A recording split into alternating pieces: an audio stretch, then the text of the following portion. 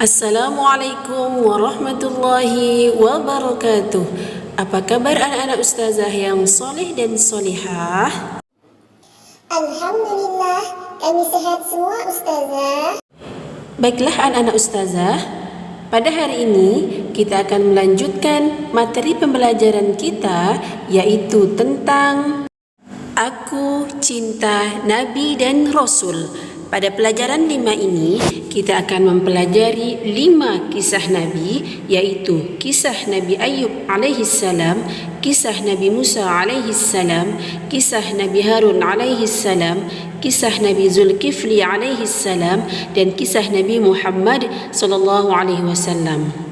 Namun, pada kesempatan hari ini kita akan membahas 2 kisah Nabi, yaitu kisah Nabi Ayub alaihissalam dan kisah Nabi Zulkifli alaihissalam.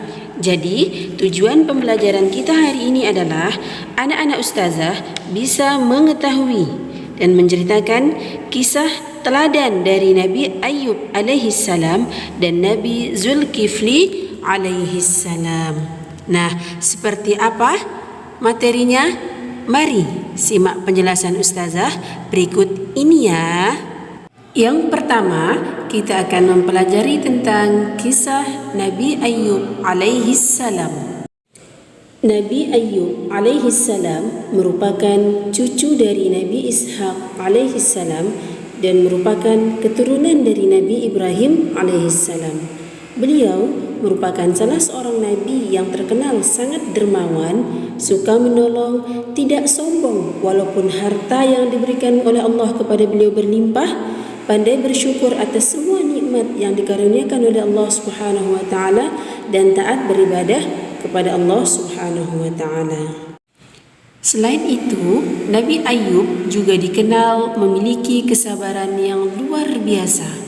Walaupun banyak ujian yang diterima, namun tidak membuat beliau berpaling dari ketaatan kepada Allah Subhanahu wa taala. Ujian yang diberikan kepada Nabi Ayub alaihissalam di antaranya, yang pertama, Nabi Ayub jatuh miskin. Semua harta benda beliau yang berupa hewan ternak mati seketika dalam waktu yang singkat tanpa ada tersisa sedikit pun. Selain itu, semua tanaman yang ada di kebun beliau yang sedang masa panen habis dimakan oleh hama sehingga tidak ada sedikit pun yang tersisa. Melihat hal tersebut, iblis sangat senang. Namun, ujian tersebut membuat Nabi Ayub alaihissalam semakin dekat dan semakin bertambah ibadahnya kepada Allah Subhanahu wa taala karena beliau menyadari bahwa semua itu adalah ujian yang harus dihadapi, bukan disesali. Yang kedua, Nabi Ayub kehilangan anak-anaknya. Pada saat putra-putri Nabi Ayub alaihissalam tidur dengan lelap, rumah tempat tinggal mereka digoncang dengan goncangan yang dahsyat sehingga rumah tersebut roboh disertai dengan teriakan menyayat hati dari putra-putri Nabi Ayub alaihissalam yang tertimpa reruntuhan tersebut. Melihat kejadian itu, air mata Nabi Ayub tidak bisa terbendung lagi sambil beliau mengucapkan Inna lillahi wa inna ilaihi raji'un. Sesungguhnya kami milik Allah dan kepadanya lah kami akan kembali. Betapa berat ujian yang diterima oleh Nabi Ayub, namun beliau tetap sabar, tabah dan ikhlas menerimanya karena beliau yakin semua itu adalah ujian dan pasti ada hikmahnya. Yang ketiga, Nabi Ayub menderita sakit kulit. Dalam waktu yang sangat singkat, kulit Nabi Ayub alaihissalam tiba-tiba melepuh seperti bisul-bisul, terasa panas dan gatal yang tak tertahankan. Penyakit kulit Nabi Ayub alaihissalam menyebarkan bau yang sangat menyengat. Setiap orang yang lewat di depan rumahnya menutup hidung karena tidak sanggup mencium bau yang sangat menyengat tersebut. Pada akhirnya Nabi Ayub alaihissalam beserta istrinya yang bernama Rahmah meninggalkan kampung halamannya. Keduanya pergi ke tempat yang jauh dari perkampungan. Yang keempat, Nabi Ayub ditinggalkan istrinya. Rahmah meninggalkan Nabi Ayub alaihi salam karena merasa putus asa dan mulai tidak sabar menghadapi ujian dari Allah Subhanahu wa taala. Ia meninggalkan suaminya sendirian. Pada saat itulah Nabi Ayub alaihi salam berjanji akan mencambuk istrinya 100 kali jika istrinya kembali kepadanya. Kesabaran Nabi Ayub alaihi salam. Walaupun Nabi Ayub alaihi salam jatuh miskin, anak-anaknya meninggal dunia, menderita sakit kulit yang menjijikkan dan ditinggalkan oleh istrinya, namun Nabi Ayub tidak surut dalam beribadah kepada Allah Subhanahu wa taala. Pada suatu malam yang hening, Nabi Ayub alaihi salam menengadahkan tangan dan menyerahkan keadaan dirinya kepada Allah yang Maha Pengasih lagi Maha Penyayang. Hal ini dijelaskan oleh Allah Subhanahu wa taala dalam surah Al-Anbiya ayat 83. A'udzu billahi minasy syaithanir rajim. Bismillahirrahmanirrahim. Wa ayyuba idh nada rabbahu anni massani ad-durru wa anta arhamur rahimin. Yang artinya, dan ingatlah kisah Ayub ketika dia berdoa kepada Tuhannya, "Ya Tuhanku, sungguh aku telah ditimpa penyakit, padahal Engkaulah Tuhan yang Maha Penyayang dari semua yang penyayang." Dalam Al-Quran, surah Shad ayat 42, Allah Subhanahu wa ta'ala berfirman, Bismillahirrahmanirrahim. Urkud birijlika hadha mughtasalun baridun wa syarab. Artinya, Allah Subhanahu wa ta'ala berfirman, hentakkanlah kakimu, inilah air yang sejuk untuk mandi dan untuk minum. Dengan izin Allah Subhanahu wa ta'ala, melalui hentakan kaki Nabi Ayub alaihi salam, memancarlah air dari dalam bumi yang sejuk dan segar. Kemudian Nabi Ayub diperintahkan oleh Allah untuk mandi dan minum dengan air tersebut. Dalam Al-Quran, surah Al-Anbiya ayat 84, Allah Subhanahu wa ta'ala berfirman, Bismillahirrahmanirrahim. فاستجبنا له فكشفنا ما به من ضر وآتيناه أهله ومثلهم معهم رحمة من عندنا وذكرى للعابدين. Artinya, maka kami kabulkan doanya, lalu kami lenyapkan penyakit yang ada padanya, dan kami kembalikan keluarganya kepadanya, dan kami lipat gandakan jumlah mereka sebagai suatu rahmat dari kami, dan untuk menjadi peringatan bagi semua yang menyembah Allah Subhanahu wa ta'ala. Berita kesembuhan Nabi Ayub alaihi salam sampai kepada istrinya. Kemudian istrinya mendatangi Nabi Ayub dan meminta maaf atas ketidaksabarannya.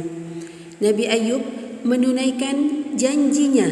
Ia mengambil seikat rumput yang jumlahnya ada 100 batang, kemudian dipukulkan kepada istrinya dengan pukulan yang tidak menyakitkan.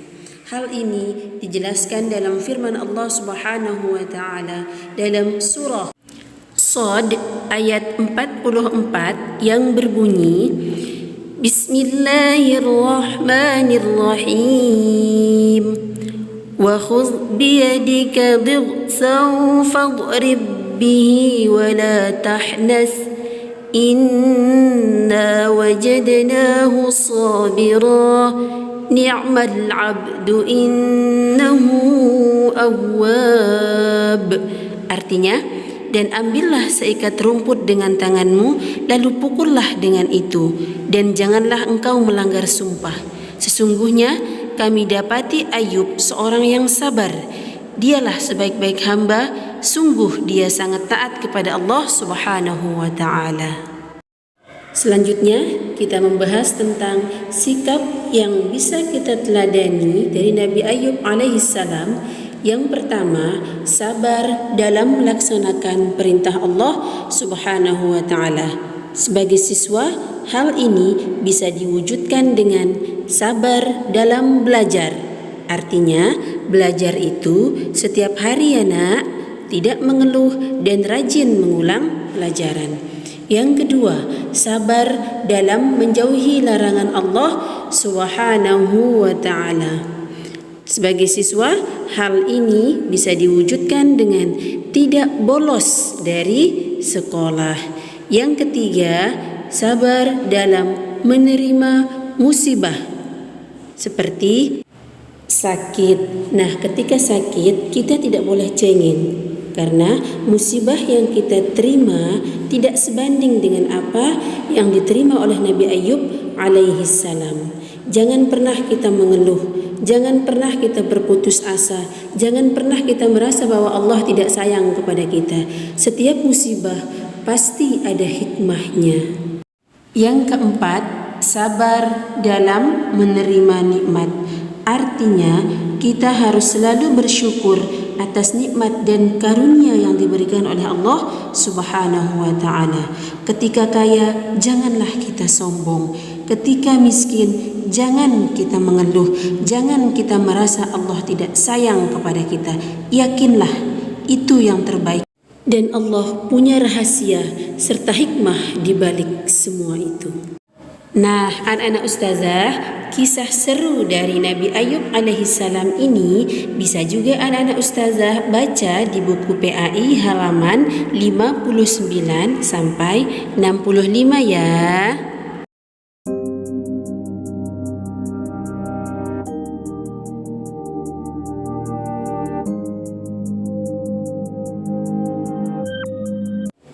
Baiklah anak-anak ustazah, sekarang kita akan melanjutkan tentang kisah Nabi Zulkifli alaihissalam. Semangat ya! Nabi Zulkifli alaihissalam merupakan putra dari Nabi Ayub alaihissalam. Nama asli dari Nabi Zulkifli adalah Bashar. Zulkifli merupakan gelar yang diberikan oleh Raja Ilyasa, di mana Zulkifli artinya orang yang sanggup memegang janji. Suatu ketika ada seorang raja tua yang bijaksana yang bernama Raja Ilyasa. Ia mencari pengganti bagi dirinya untuk memimpin Bani Israel. Raja Ilyasa tidak ingin setelah dia wafat umatnya dipimpin oleh raja yang zalim. Akhirnya pada suatu malam Allah Subhanahu wa ta'ala memberikan ilham kepada Raja Ilyasa untuk membuat sayembara. Barang siapa yang sanggup berpuasa di siang hari serta beribadah di malam hari akan diangkat menjadi penggantinya. Tak ada seorang pun yang bisa melakukannya kecuali Nabi Zulkifli. Akhirnya Nabi Zulkifli diangkat menjadi seorang raja. Setelah memegang kepemimpinan Bani Israel, Bashar bin Ayub atau yang dikenal dengan Nabi Zulkifli alaihissalam menjalankan roda pemerintahan dengan membagi waktunya menjadi dua.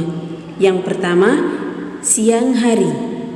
Waktu siang hari dipergunakan untuk mengurus permasalahan dan keperluan umat yang dipimpinnya.